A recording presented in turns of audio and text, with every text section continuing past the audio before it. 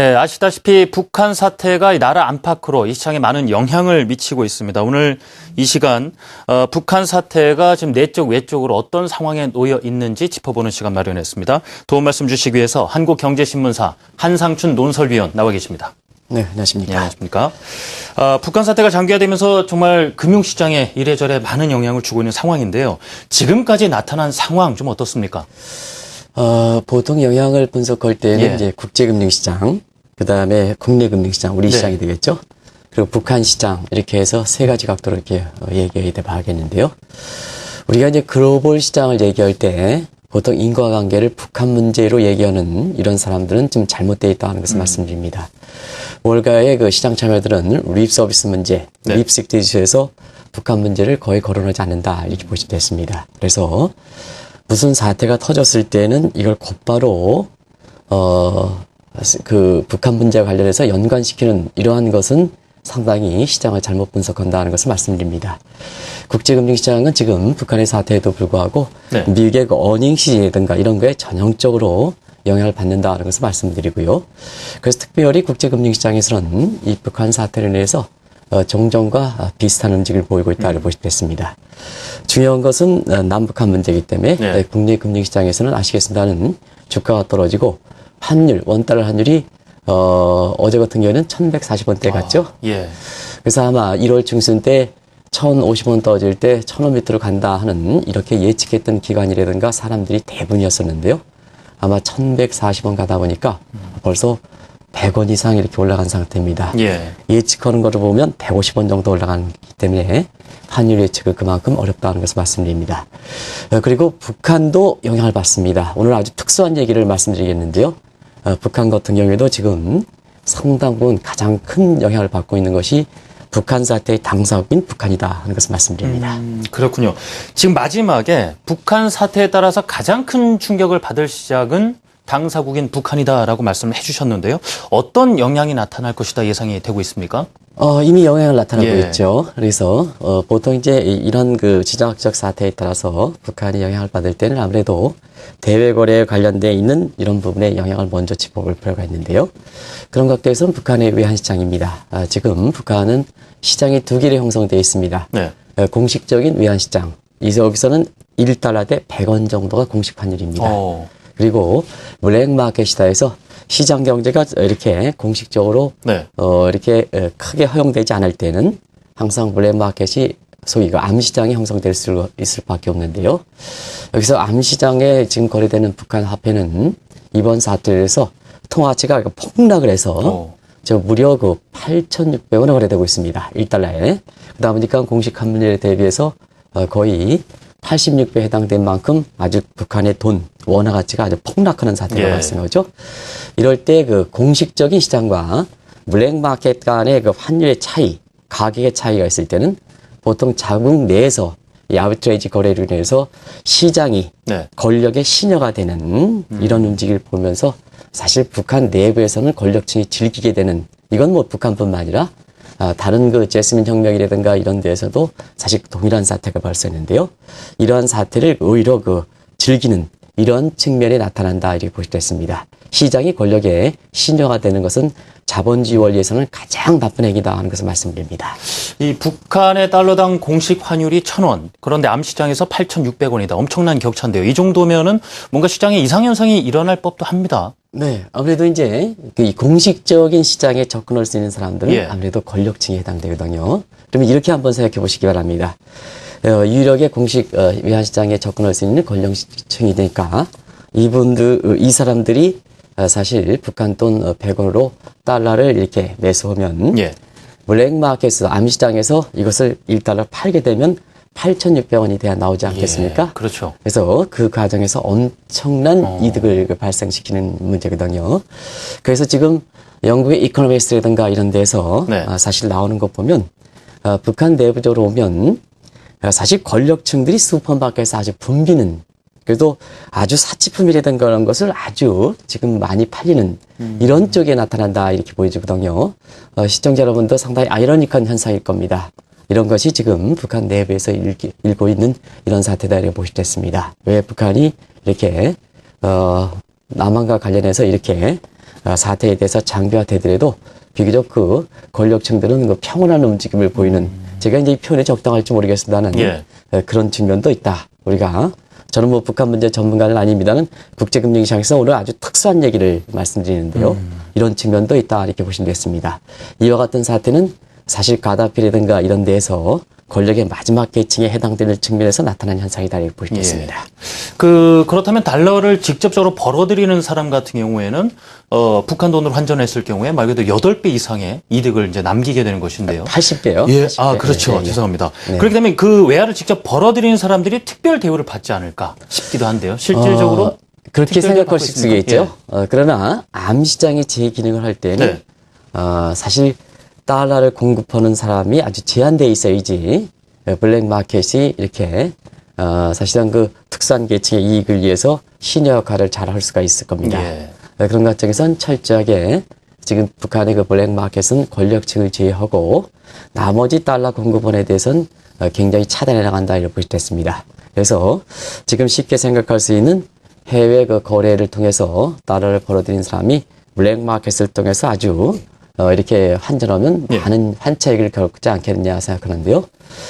사실 쉽게 그렇게 생각할 수가 있겠습니다는 암시장의 암시장의 어떤 특수이익에 보다 높은 이익을 위해서 지금은 북한과 중국과의 무역 거래를 통해서 외화 가득벌이 이런 부분도 철저하게 차단해 가는 것이 지금 북한의 모습이다 이렇게 볼 때 있고요. 예. 또 한 가지는 최근 들어서 보면 외국인이라든가 미국 관광자에게 대해서도 상당히 이렇게 통제 조치 이런 것을 하는 것도 역시 블랙마켓의 달러 공급원을 자꾸 줄이는 이런 요인이고요. 경우에 따라서는 인과관계가 명확치는 않습니다는 개성공단에 그동안 북한이 이렇게 여러 가지에서 달러 가득원이 되지 않겠나 하는 이런 측면인데요. 같은 맥락에서도 생각해 볼 수가 있다 하는 이런 점입니다. 다른 점도 개성공단 차단이라든가 이런 것에서 이 원인을 짓겠습니다는 이 외환시장 측면에서도 우리가 이런 측면을 좀 생각해 볼 수가 있지 않나 생각합니다.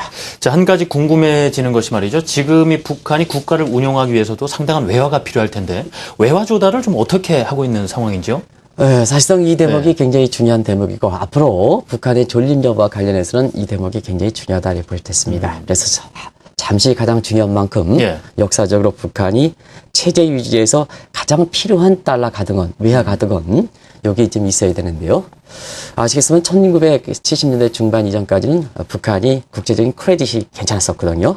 그래서 이 신용을 바탕으로 해서 북한 채권을 발행해서 사실상 외화를 조달했다 이렇게 볼 수 있습니다.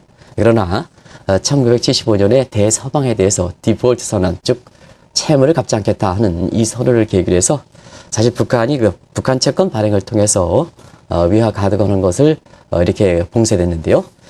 그 이후에는 냉전 시대가 전개되면서 사실 민주주의와 공산주의 이 간에 아주 체제 간의 동맹이 강화되면서 중국과 러시아가 사실 북한에 대해서 외화 가득에 이렇게 지원했던 것이 북한 체제 유지를 위해서 굉장히 외화의 중심적인 가동원이 됐다를 볼 수 있습니다. 그러나 1990년대에 들어서 베를린 장벽 무너진 이후에 냉전 체제가 붕괴되면서 러시아라든가 중국도 대서방에 가는 길을 가장해서 북한에 대한 자금 지원이 차단됐거든요. 그래서 국제금융기구, 다시 말하면 IMF라든가 ADB 같은 이런 데 가입하면 체제 여부와 관계없이 북한의 인권 존중, 인류 공영 차원에서 성장 지원중을 하는데요. 이것도 미국이 최대 지분을 갖고 있는 상태에서 북한의 그 가입이 안 됐기 때문에 사실 어려웠다 이렇게 볼 수 있습니다.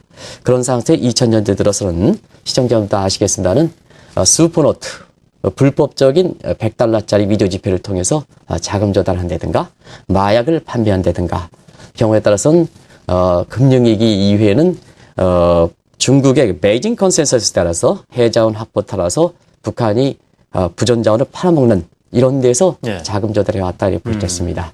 그런 과정에서 지금은 자금 조달길이 전부 차단되고 이번 사태를 해서 지금 국제금융시장에서 지금까지 전해드렸습니다는 경제 고립화가 상당히 진행되기 때문에 과연 이 외화 가득원이 점점 물이 말라가는 상태에서 북한의 김정은 체제가 어떻게 될까 하는 이런 측면도 이렇게 북한의 어떤 정석적인 요인으로 분석하는 시각과 달리 국제금리 시장에서는 이렇게 보는 시각도 있다 하는 것을 말씀드립니다. 예. 결국 2000년대 이후로는 불법으로 외화를 조달해오고 있는 상황인데 그렇다면 검은 돈 아니겠습니까? 그렇습니다. 어제 그 조세 피난처에 대한 얘기를 좀 깊이 있게 나눠봤는데요. 결국 이곳 조세 피난처에도 김정은이라든가 북한의 권력 측의 검은 돈이 분명히 있을 것이다. 그렇다면 얼마나 있을 것인가도 관심 대목이겠습니다.